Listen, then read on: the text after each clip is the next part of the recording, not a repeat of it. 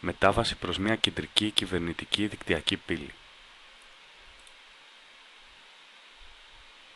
Η υπόθεση εργασίας ξεκινά με την υπάρχουσα κατάσταση.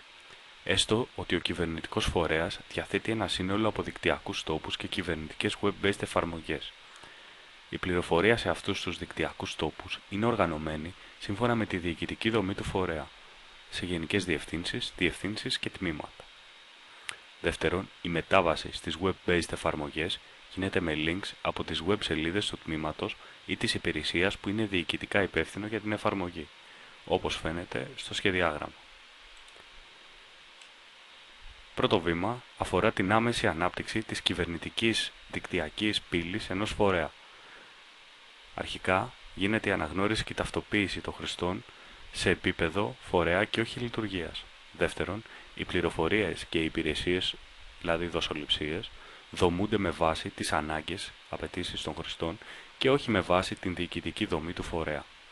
Τρίτον, διαθέσιμες είναι μόνο οι υπηρεσίες που υποστηρίζονται αποκλειστικά από το συγκεκριμένο φορέα ή τους εποπτευόμενους φορείς τους, όπως φαίνεται στο σχεδιάγραμμα. Βήμα δεύτερο.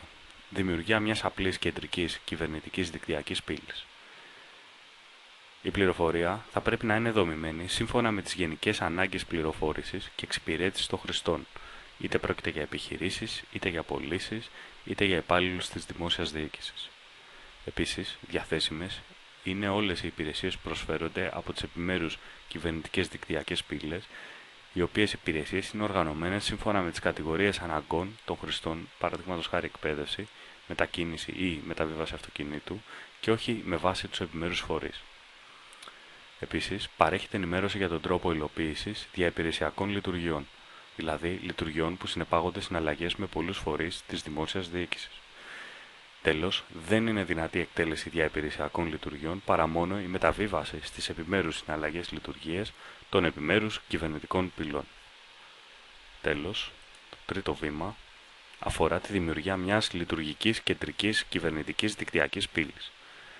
Η πληροφορία είναι δομημένη σύμφωνα με τις γενικές ανάγκες πληροφόρησης και εξυπηρέτησης των χρηστών, είτε πρόκειται για πολίτες, είτε για επιχειρήσεις, είτε για υπαλλήλους της χώρας.